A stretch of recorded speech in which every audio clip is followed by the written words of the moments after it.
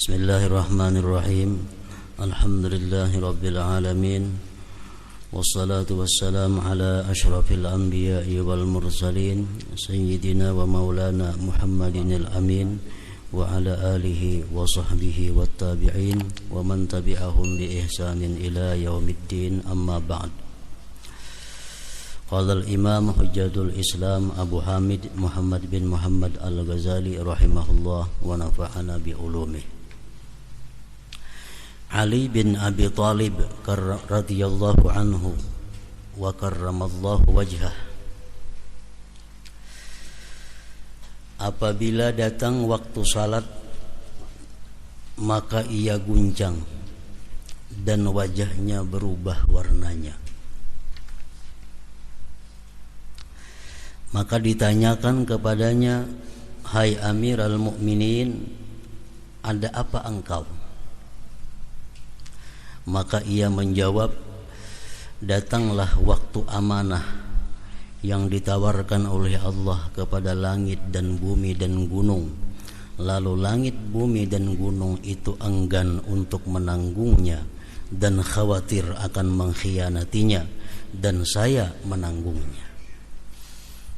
Jadi sembahyang merupakan satu amanah yang dibebankan Allah kepada manusia, dan manusia wajib menunaikan amanah itu dengan sebaik-baiknya.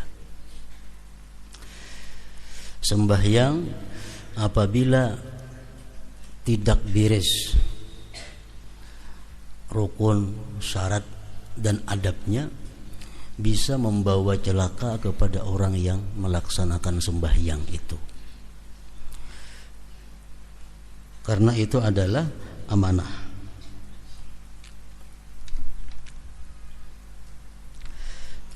Kita umpamanya diinjami orang kendaraan. Nah, kita mengembalikan kendaraan itu tentu dengan baik, dengan bersih, dengan sempurna, supaya orang yang memberikan pinjaman kendaraan itu senang dengan kita. Tapi bila kendaraan itu kita kembalikan dalam keadaan rusak, dalam keadaan mogok, dalam keadaan kotor, tentu orang yang meminjami itu kada senang menerima pengembalian itu. Nah, demikianlah sembahyang. Sembahyang itu adalah amanah, yang mesti ditunaikan dengan sebaik-baiknya. Dan diriwayatkan dari Ali ibn al-Husain, Ali Zainal Abidin, cucu Sayyidina Ali bin Abi Thalib,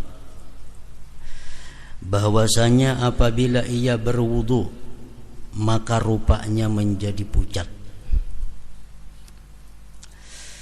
Lalu keluarganya bertanya kepadanya, "Apakah sesuatu yang menimpamu ketika berwudu?" Bila berwudu pucat, kenapa? Ujar nangkula ka itu. Nah, maka ia menjawab, "Tahukah kalian di hadapan siapakah saya mau berdiri?" Artinya, tahukah kalian aku ini bakal menghadapi siapa? Aku bakal menghadapi Allah Subhanahu wa ta'ala. Nah, ini menunjukkan ketinggian ma'rifat daripada Imam Ali ibn al-Husain radhiyallahu anhu. Karena para ulama sufi mengatakan, "Man arafallah habahu." Barang siapa ma'rifat kepada Allah, maka dia akan takut kepada Allah Ta'ala itu. Orang yang ma'rifat kepada Allah pasti akan takut kepada Allah. Semakin tinggi ma'rifatnya kepada Allah, semakin takut kepada Allah. Makin tinggi ilmu ma'rifatnya, makin tinggi lagi takutnya kepada Allah.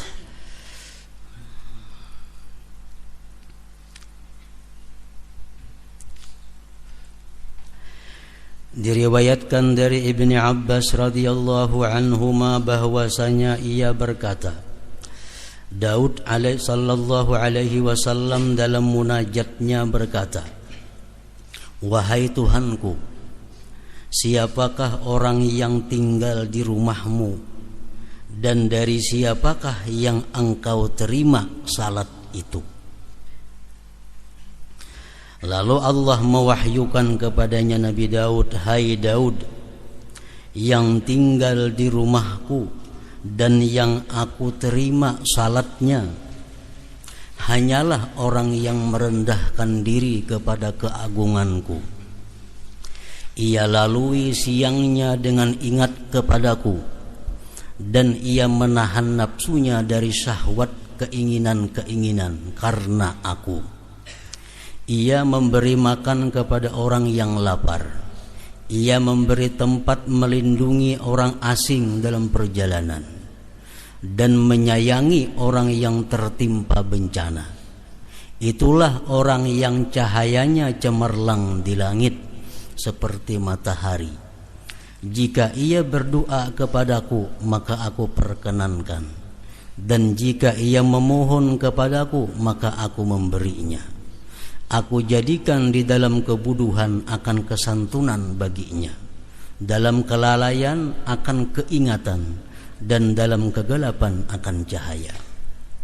Perumpamaannya di kalangan manusia adalah seperti Firdaus pada setinggi-tinggi surga, yang sungai-sungainya tidak kering dan buah-buahnya tidak berubah. Nah, jadi di dalam ini wahyu Allah kepada Nabi Daud ini, bahwa Allah Subhanahu wa ta'ala menerima sembahyang itu bukan hanya sekedar khusyuk seseorang, tetapi ada sangkut pautnya dengan kelakuan-kelakuannya di luar sembahyang.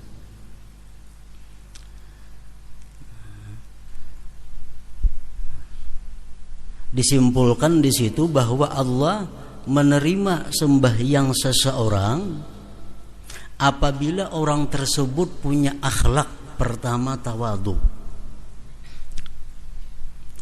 Orang yang bersifat sombong itu sembahyangnya ditolak oleh Allah Subhanahu wa ta'ala. Orang yang bersifat sombong, kalau inya kada bertobat sebelum sembahyang, sembahyangnya ditolak oleh Allah. Yang kedua, banyak berzikir kepada Allah. Allah menerima sembahyang orang yang di luar sembahyangnya itu banyak zikir. Sebabnya apa? Dengan banyak zikir di luar sembahyang itu memudahkan dia untuk khusyuk kepada Allah. Karena sembahyang ini laksana sakaratul maut. Sembahyang itu laksana sakaratul maut.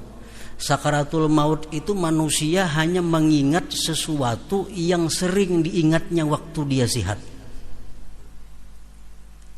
Nah, sama sembahyang, dalam sembahyang itu dia akan ingat sesuatu yang sering dia ingat di luar sembahyang. Kalau di luar sembahyang inya banyak zikrullah, dalam sembahyangnya dia akan dapat khusyuk. Kalau di luar sembahyangnya dia banyak ingat hal-hal yang bersifat duniawi, dalam sembahyangnya pun dia akan ingat hal-hal yang bersifat dunia. Nah, jadi Allah menerima sembahyang orang yang banyak zikir kepadanya.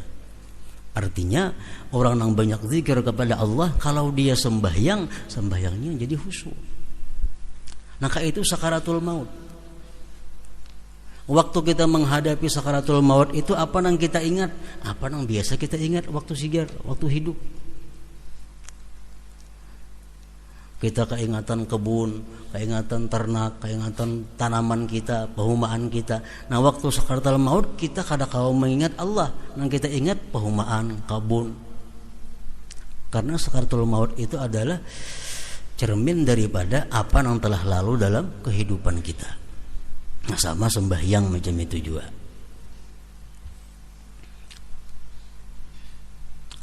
Ketiga, menahan diri dari yang dilarang Allah karena Allah. Allah menerima sembahyang orang yang mampu menahan diri dari yang dilarang Allah karena Allah.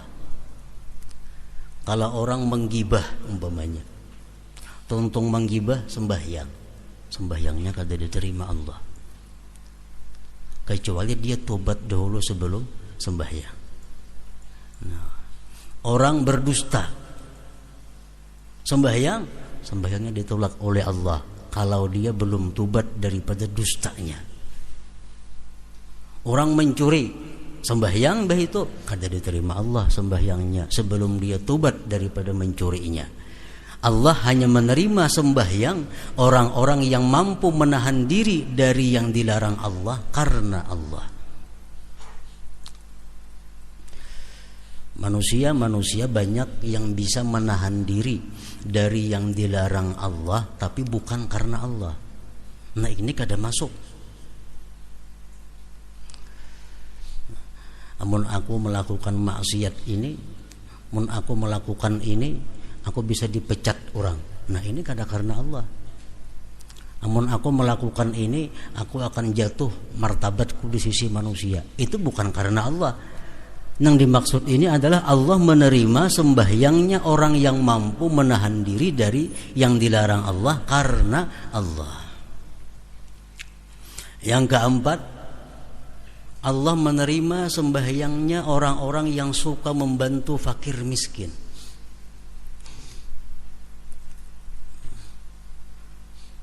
Orang yang tiga membiarkan fakir miskin kesusahan, orang yang tiga membiarkan fakir miskin kelaparan, sembahyangnya ditolak oleh Allah. Karena Allah menerima sembahyang orang yang suka membantu fakir miskin. Kelima, memberi tempat kepada orang yang dalam perjalanan. Orang dalam perjalanan, Ibnu Sabil ngarannya, ini sangat diperhatikan oleh Allah. Dalam Quran beberapa kali disebut Ibnu Sabil. Orang yang terhenti dalam perjalanan karena kali cukup ongkos untuk meneruskan. Nah, itu adalah satu kewajiban daripada kampung itu untuk bertuturuk supaya ingin sampai ke perjalanannya. Nah, kalau kita membiarkan orang yang putus perjalanan itu kada kita bantu, Allah kada menerima sembahyang kita. Yang keenam, orang yang mengasihi atau membantu orang yang kena musibah.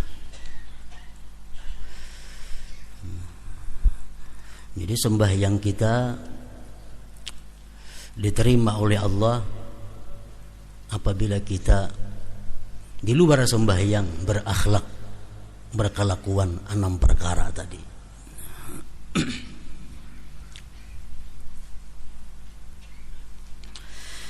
Dan diriwayatkan dari Hatimul Asam radhiyallahu anhu bahwasanya ia ditanya tentang salatnya.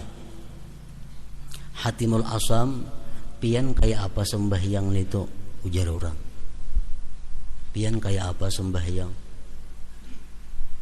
Lalu ia menjawab, apabila tiba waktu salat maka saya menyempurnakan waktu dan saya mendatangi tempat yang saya ingini untuk salat padanya. Saya duduk padanya sehingga anggota-anggota badanku terhimpun. Kemudian saya berdiri untuk salat. Saya jadikan Ka'bah itu di antara alisku. Siratal mustaqim, jembatan di bawah telapak kakiku. Surga di sebelah kananku, neraka di sebelah kiriku. Malaikat maut di belakangku. Di mana salat itu saya duga sebagai akhir salatku. Kemudian saya berdiri antara harap dan takut. Saya bertakbir dengan tahqiq, dengan mantap. Saya membaca bacaan Al-Quran dengan tartil. Saya rukuk dengan rukuk yang merendahkan diri. Saya sujud dengan khusyuk, dengan dikhusyuk-khusyukkan. Saya duduk di atas pantat kiri. Saya bentangkan punggung telapak kaki kiri. Dan saya tegakkan telapak kaki kanan atas ibu jarinya. Dan saya ikuti salat itu dengan ikhlas. Kemudian saya tidak mengetahui apakah salat itu diterima daripadaku atau tidak. Sidin nang sembahyang macam itu nah, sidin belum yakin sembahyang sidin itu bisa diterima oleh Allah. Padahal cara sidin sembahyang itu sudah sedemikian khusyuk, sedemikian luar biasa. Jadi jar sidin, bila aku hendak sembahyang, aku membayangkan Ka'bah itu di antara dua alis. Ka'bah di hadapan. Aku bayangkan batisku ini berjajak di titian Shiratal Mustaqim. Aku bayangkan surga di sebelah kananku, neraka di sebelah kiriku, malaikat maut di belakangku, dan aku anggap ini sembahyang yang terakhir dalam hidupku. Nah, hanya di sini aku mengangkat takbir Allahu Akbar. Kalau sidin sembahyang dengan baik, dengan khusyuk, dan itu pun sidin aku belum tahu apakah sembahyangku itu diterima Allah atau kada. Nah, apalagi sembahyang kita nang kada kakaruan. Nang hendak sembahyang sawat itu bergaya. Hendak sembahyang sawat aja berbuat hal-hal nang kada baik, nang kada beradab di sisi Allah. Hanya sembahyang jauh daripada hatimul asam ini.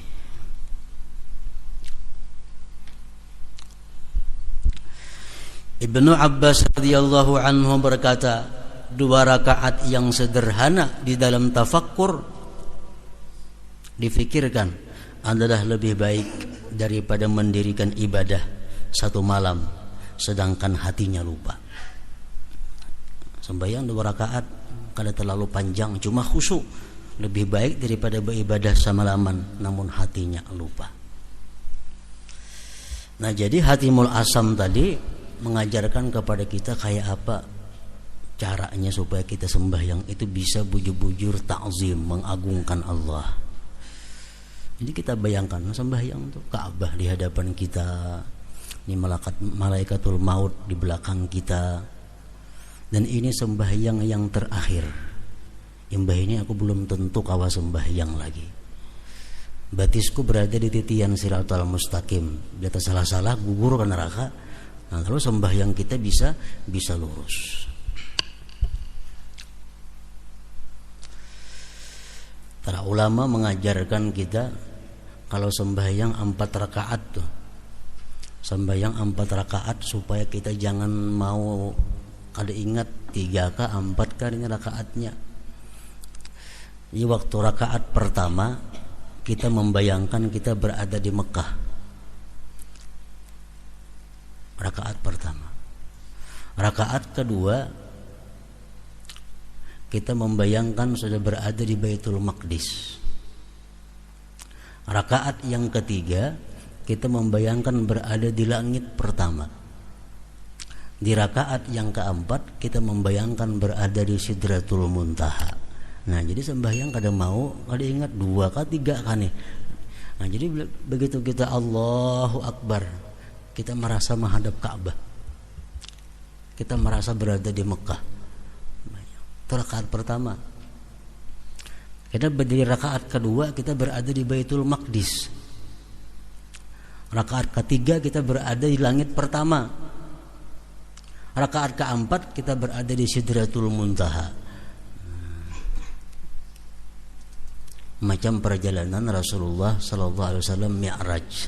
Nah, karena sebelum Mi'raj dari Mekah ke Baitul Maqdis, Baitul Maqdis naik ke langit pertama terus sampai ke Sidratul Muntaha. Nah, kalau kita sembahyang kau merasakan macam itu, kadang mau sembahyang tak kali 5 rakaat zuhur, asar, isya itu, atau tak 3 rakaat. Namun kita bisa mengandak hati yang macam itu.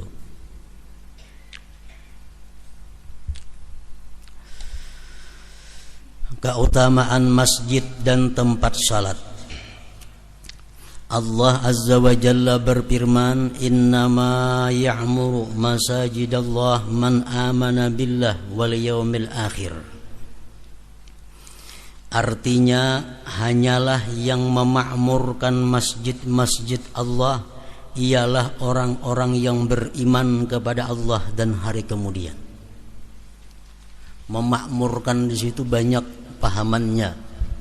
Bisa dipaham di situ adalah hanya saja orang yang jadi pengurus takmir masjid itu mesti orang yang beriman kepada Allah.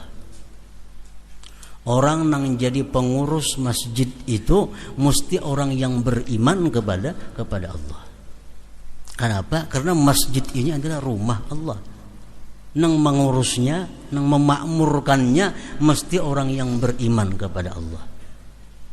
Bila pengurus masjid ini kada beriman kepada Allah, nah itu kita banyak menimbulkan masalah-masalah, mudarat-mudarat di dalam masjid itu.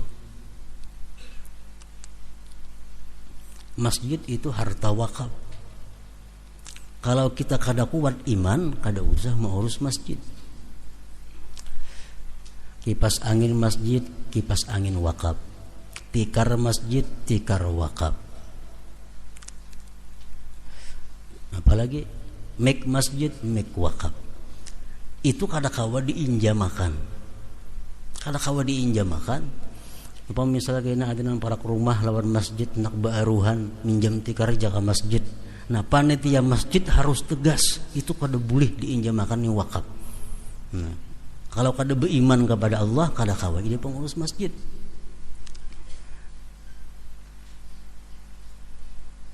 Orang nang azan di masjid mesti orang yang dipercaya. Mesti orang yang adil. Kenapa? Karena azan di masjid ini menentukan waktu. Kalau orangnya ini kada bersifat adil, kada bersifat jujur, ini kayaknya azan bebarang aja. Tadengar orang bang juga. Nah, mesti dia jujur, mesti adil, karena ini menyangkut orang banyak.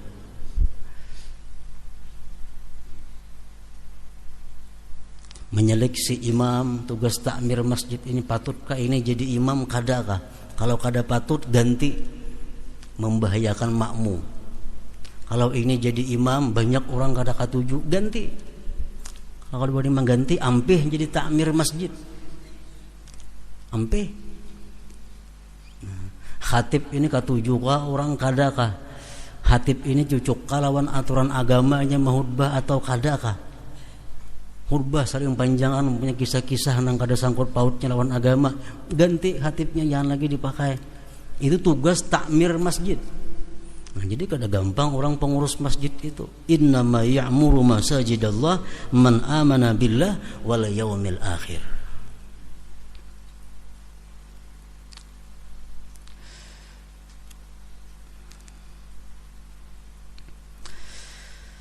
Nabi sallallahu alaihi wasallam bersabda, "Man bana lillahi masjidan walau kamabhasi qatatin banallahu lahu qasran bil jannah."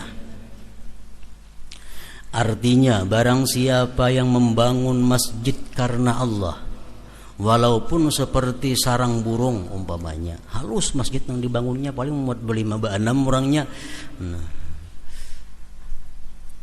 barang siapa yang membangun masjid karena Allah, walaupun seperti sarang burung, walaupun halus artinya, maka Allah membangunkannya baginya istana di surga. Asal membangun masjid itu karena Allah. Ikhlas artinya karena lain. Di dalam kitab Ittihab Sadatil Muttaqin disebutkan, apabila orang membangun masjid dan dia namai masjid itu dengan namanya, ini menunjukkan orang ini kada ikhlas. Umpamanya Abdullah berduit sugih, maulah masjid, mau dengarani Masjid Abdullah. Nah, itu jelas sudah kada ikhlas. Disebutkan dalam kitab Syarah Ihya.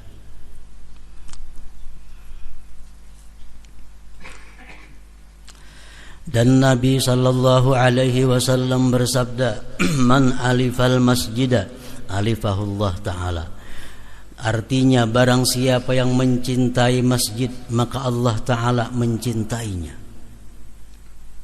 Dan Nabi sallallahu alaihi wasallam bersabda, "Idza dakhala ahadukumul masjida falyarka' rak'ataini qabla ay yajlisa."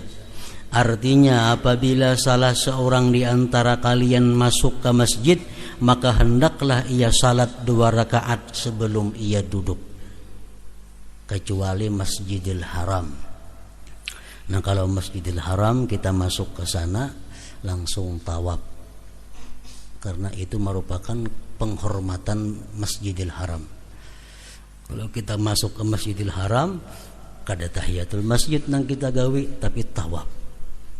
Nah, kalau kita kada tawaf hanyar ayu tahiyatul masjid.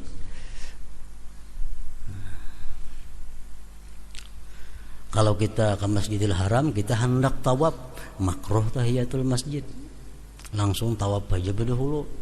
Nah, kalau kita kada hendak tawaf, nah ayyuha sunat tahiyatul masjid. Jadi itu penghormatan masjid.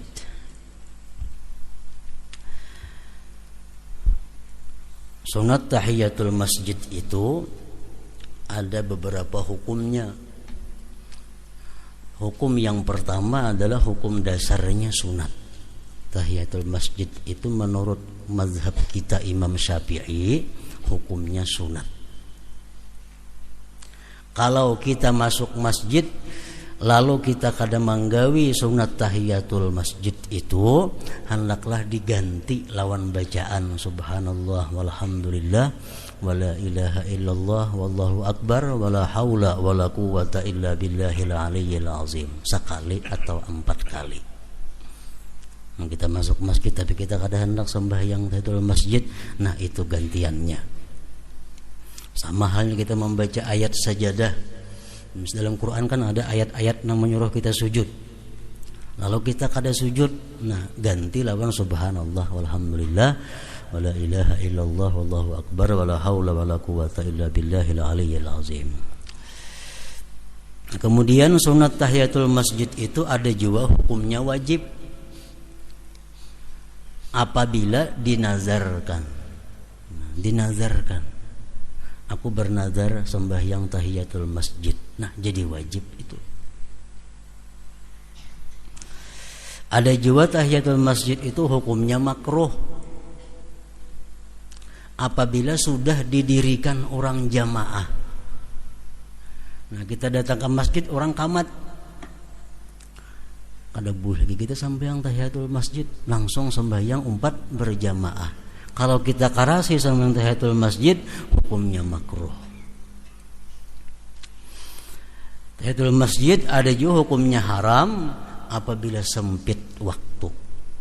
Nah, kita masuk ke masjid, kalau aku tahiyatul masjid ini keluar waktu sembahyang sudah.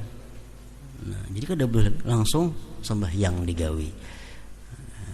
Jangan tahiyatul masjid. Maka itu juga haram sembahyang tahiyatul masjid ini apabila kita mempunyai ada qadaan nang kada diuzurkan.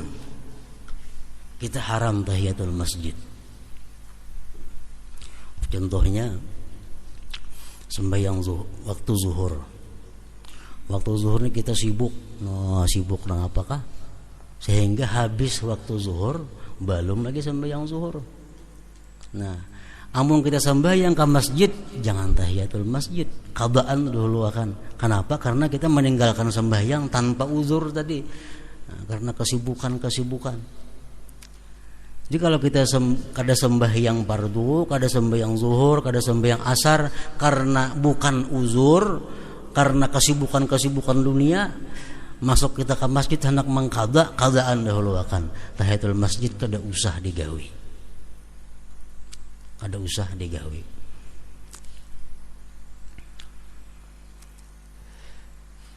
Nah, jadi tahiyatul masjid hukumnya ada sunat, ada wajib, ada makruh, ada haram. Dan Nabi sallallahu alaihi wasallam bersabda, la salata li jaril masjid illa bil masjid. Artinya tidak ada salat bagi tetangga masjid kecuali di masjid. Ini hadis umum dan memberikan pemahaman bermacam-macam. Tidak ada sembahyang bagi tetangga masjid kecuali di masjid. Maksudnya adalah sembahyang fardu. Orang yang bertetangga dengan masjid itu kalau sembahyang fardu mesti di masjid berjamaah. Amunnya di rumah bang kada berjamaah. ulama berlain-lain pendapat. Ada mengatakan la salata, tadi bacaannya tidak ada salat, berarti kada sah. Orang nang bertetangga lawan masjid, inya kada turun ke masjid sembahyang berjamaah, sembahyang di rumah aja kada sah. Ada pendapat demikian. Ada yang mengatakan kada sempurna. Kalau kita sembahyang di rumah padahal kita berjiran dengan masjid, sembahyang kita kada sempurna. Jiran itu 40 dengaran jiran masjidnya 40 ke kanan, 40 ke kiri, 40 ke muka, 40 buah rumah ke belakang. Tetangga masjid ngarannya.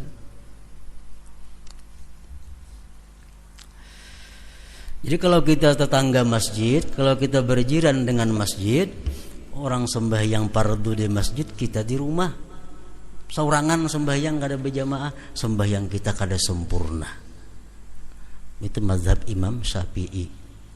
Kalau mazhab Hambali kada sah. Dan Nabi sallallahu alaihi wasallam bersabda, al malaikatu tusalli ala ahadikum ma dama bi musallahu alladhi yusalli fihi, taqulu Allahumma salli alaihi, Allahumma arhamhu, Allahumma ighfir lahu ma lam yuhdis aw yakhruj minal masjid. Artinya para malaikat itu memohonkan rahmat kepada Allah atas salah seorang di antara kalian selama ia duduk di tempat salatnya yang salat ia padanya.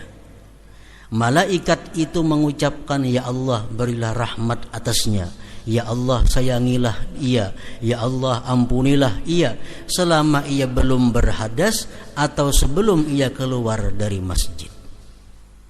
Kita sembahyang di masjid, tontong sembahyang kita kada berpindah duduk, begana di situ aja duduknya kada berpindah-pindah, kada ke belakang kahiga kada, tatap duduk. Berapa jam aja kita duduk tatap di situ, kita didoakan terus menerus oleh malaikat, didoakan supaya diampuni, didoakan supaya dapat rahmat, supaya disayangi oleh Allah Subhanahu wa taala selama kita tetap duduk di tempat kita sembahyang itu.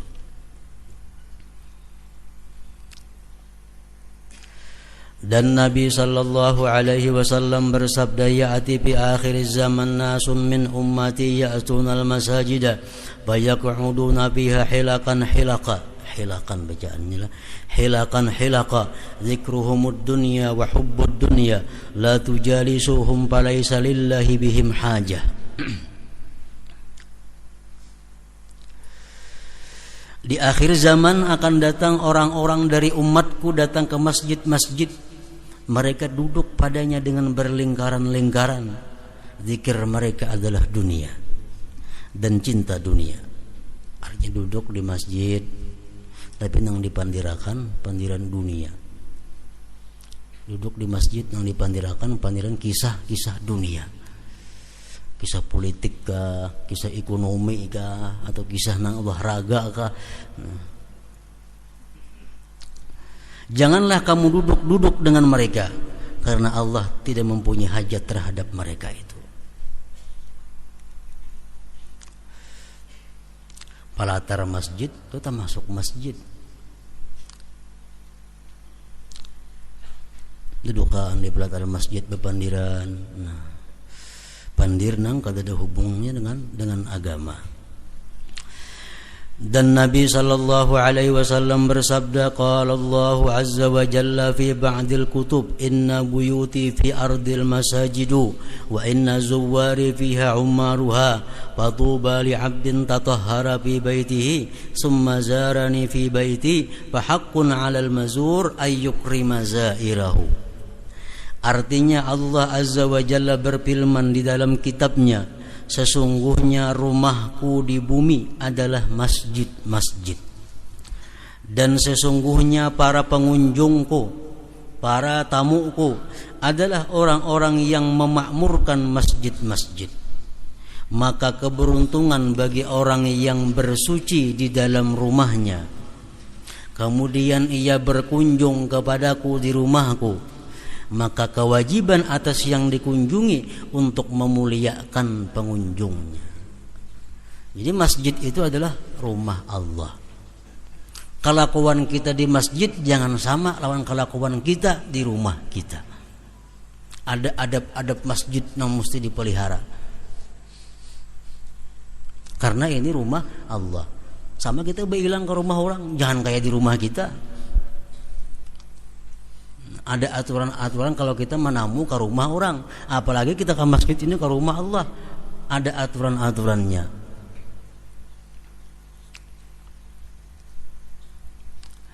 Dan Nabi sallallahu alaihi wasallam bersabda, "Idza ra'aitumur rajula ya'tadul masjida fashhadu lahu bil iman." Apabila kamu melihat seseorang laki-laki yang biasa ke masjid, maka bersaksilah untuknya dengan iman. Kita ada melihat orang Zuhur ke masjid, Asar ke masjid, Maghrib ke masjid, hari-hari macam itu gawian orang nih. Nah, kita boleh bersaksi bahwa orang itu adalah orang yang beriman. Nah, boleh kita bersaksi itu orang-orang yang beriman. Namun orang ini selalu sembahyang berjamaah di masjid. Sa'id ibn al-Musayyab berkata, barang siapa duduk di masjid maka ia hanya duduk-duduk dengan Tuhannya. Dan hendak bahunjur menghadap kiblat di masjid jangan. Itu kada beadab. Bahunjur di masjid menghadap kiblat karena itu masjid rumah Allah.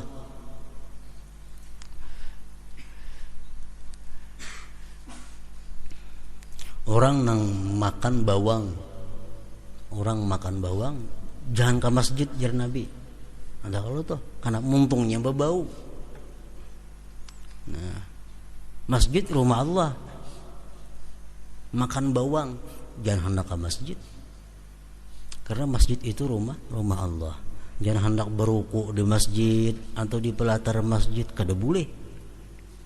Ulama mengatakan itu haram beruku di dalam masjid. Karena membuat kada baik masjid, membuat bau kada nyaman dengan masjid.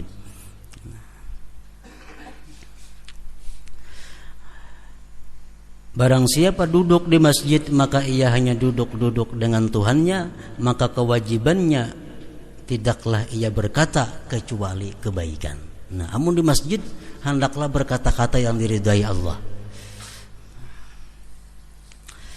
Dan diriwayatkan dalam athar atau hadis, al-haditsu fil masjid ya'kulul hasanat kama ta'kulul bahaimul hasis. Artinya berbicara di masjid itu memakan kebaikan, memakan amal ibadah kita, sebagaimana binatang-binatang ternak itu memakan rumput. Kita di masjid berkata-kata dunia, kita di masjid bertawaan, belawak-lawakan, kita di masjid berdusta, kita di masjid macam-macam. Nah, itu merusak amal ibadah yang sudah ada, menghabiskan amal ibadah yang ada, seperti menghabiskannya binatang terhadap rumput-rumput itu.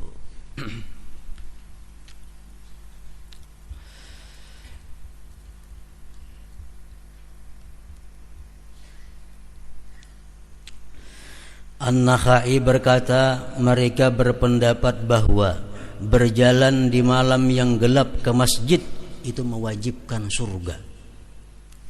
Artinya apa? Lampu pajah malam tatapnya ke masjid. Nah, itu mewajibkan dia masuk surga. Lampu pajah kada benyala tatapnya ke masjid. Anas bin Malik berkata, barang siapa yang memberi lampu di dalam masjid, maka senantiasalah malaikat dan pembawa aras itu memohonkan ampunan baginya selama sinarnya di dalam masjid itu. Menukarakan bula-bula lampu di masjid, selama lampu itu masih menyala, nah maka orang ini dimintakan ampun terus oleh malaikat.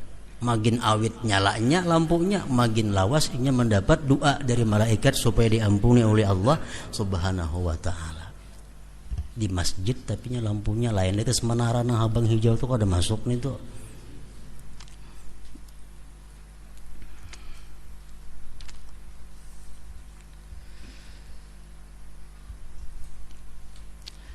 Dan Ali karramallahu wajhah berkata, apabila seorang hamba mati,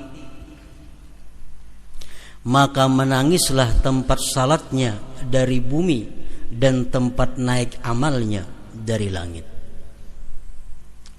Kita kebiasaan sembahyang, kita duduk sembahyang baca Quran di situ. Kita mati, tempat itu menangis karena kada ada lagi orang yang menyembahyanginya, yang menempati kebaikannya. Kemudian ia membaca, fama bakat alaihimus sama'u wal ard wa ma kanu munzarin. Artinya, maka langit dan bumi tidak menangisi mereka, orang-orang yang berdosa kafir. Kalau orang-orang yang durjana mati, tanah kada menangisinya, bumi kada menangisinya, dan mereka pun tidak diberi tangguh. Orang-orang kafir itu kada diberi tempo lagi untuk bertobat apabila sudah datang waktunya. Ibnu Abbas radhiyallahu anhuma berkata, bumi menangisinya selama 40 pagi. Ini kita misal di rumah. Di rumah ada tempat penyembahyangan. Kita sembahyang itu di situ di rumah biasanya. Mana ada diisi tempat penyembahyangan, sembahyang sunat kita di situ, sembahyang tahajud di situ, di tempat itu. Nah, kita mati, tempat penyembahyangan kita ini menangisi kita selama 40 hari. Selama 40 hari.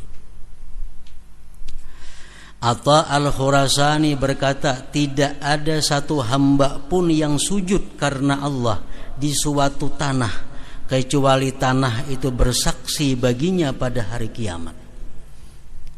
Makanya di masjid jangan tatap duduk. Di situ bang sembahyang seumuran duduknya. Nah, beralih-alih. Hari ini di sini, esok ini di situ, sembahyang pun di sebelah sini. Supaya apa? Banyak saksi di akhirat bahwa kita berbuat kebaikan.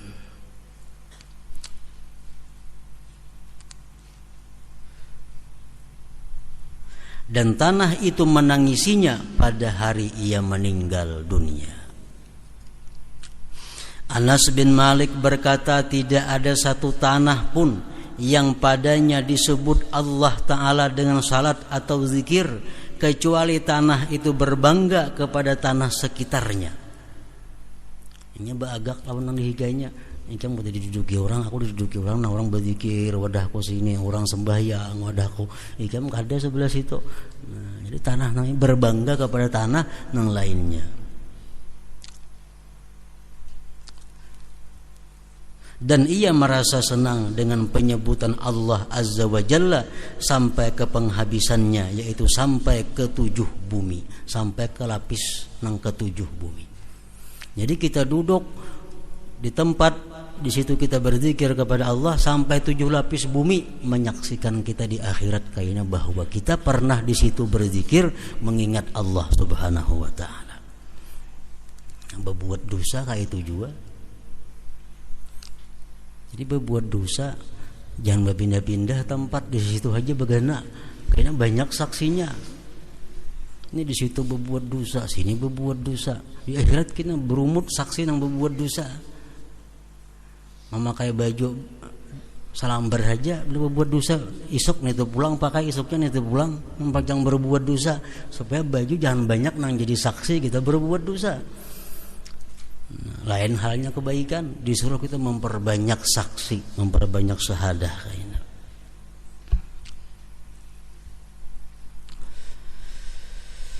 Dan tidak ada satu hamba pun yang salat melainkan bumi atau tanah itu berhias baginya.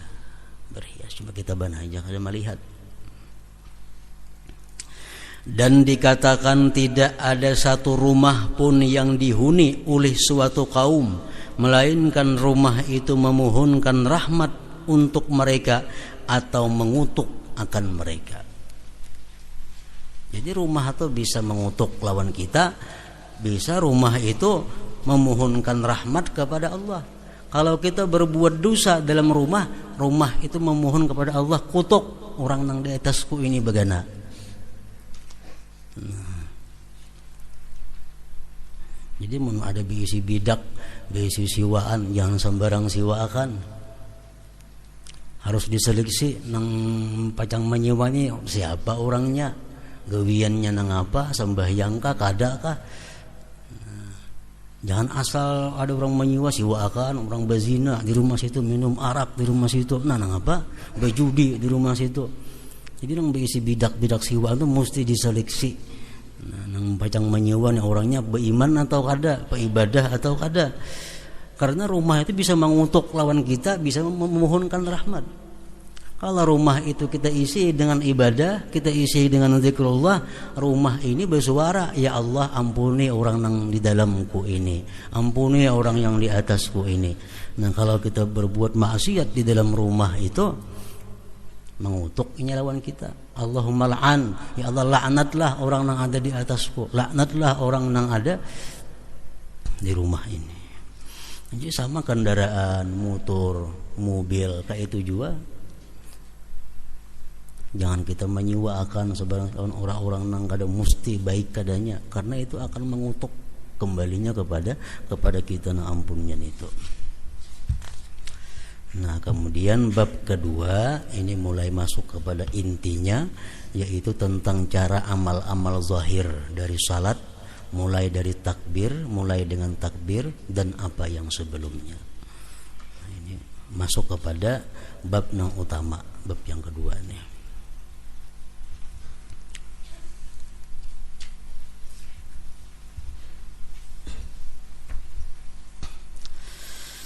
Afdhalul dzikri fa'lam annahu la ilaha illallah Muhammadur Rasulullah, la ilaha illallah Muhammadur Rasulullah, la ilaha illallah Muhammadur Rasulullah, la ilaha illallah, la ilaha illallah, la ilaha illallah, la ilaha illallah, la ilaha illallah. Allahu Allah, Allahu Allah, Allahu Allah, Allahu Allah, Allahu Allah, Allahu Allah, Allahu Allah, Allahu Allah, Allahu Allah, Allahu Allah, Allahu Allah, Allahu Allah, la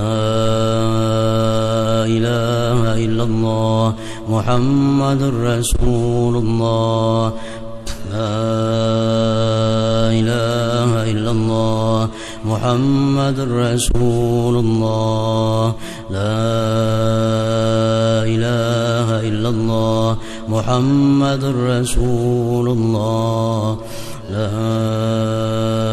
ilaha illallah. حق عليها نهي وعليها نموت وعليها نبعث إن شاء الله تعالى من الآمنين. وإلى حضرة النبي صلى الله عليه وآله وسلم. الفاتحة.